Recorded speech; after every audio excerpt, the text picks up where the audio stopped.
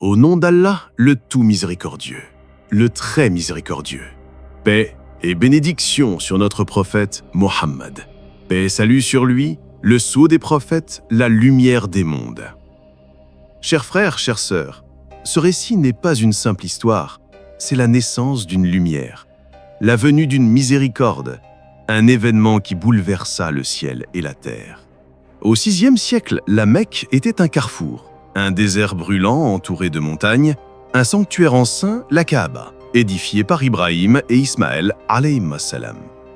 Mais les cœurs étaient plongés dans l'idolâtrie. Les idoles encerclaient la maison sacrée.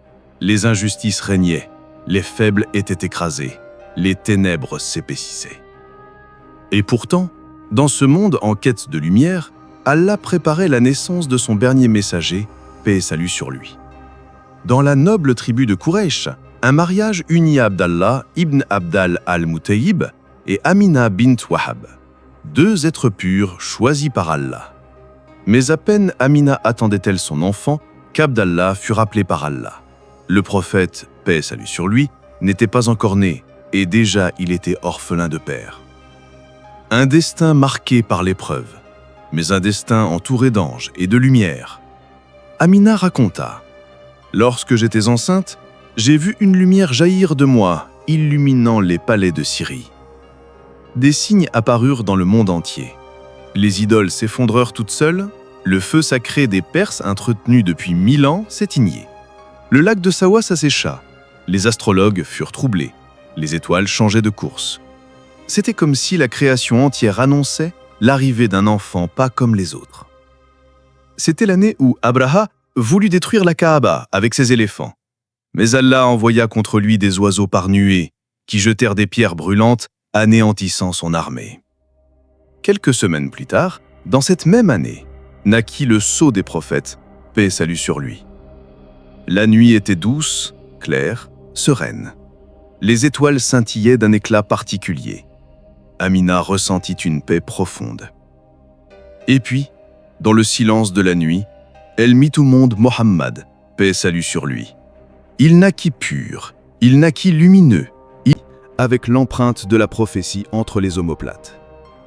Une lumière rayonna de sa naissance et des bénédictions descendirent sur la Mecque. Lorsqu'on annonça au grand-père Abd al-Muttalib la naissance, il accourut, prit l'enfant dans ses bras et le porta jusqu'à la Kaaba. Là, il remercia Allah.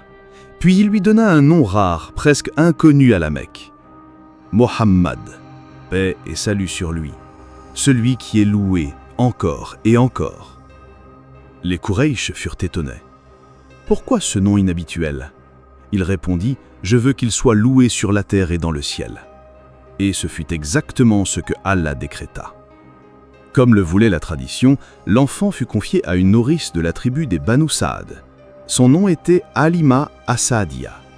Dès qu'elle accueillit Mohammed, paix et salut sur lui, dans ses bras, les bénédictions jaillirent. Son lait devint abondant. Ses bêtes autrefois maigres donnèrent soudain du lait en abondance. Sa maison connut la prospérité. Elle comprit que cet enfant n'était pas comme les autres. Mohammed, paix et salut sur lui, perdit sa mère à l'âge de 6 ans, puis son grand-père à 8 ans. Mais Allah ne l'abandonna jamais. Il fut recueilli par son oncle, Abu Talib. Et dès son enfance, il se distingua par sa vérité, sa noblesse, sa pureté. Jamais il ne s'inclina devant une idole. Jamais il ne goûta au mal ou à l'injustice. Allah préparait son cœur pour la mission la plus immense de l'histoire.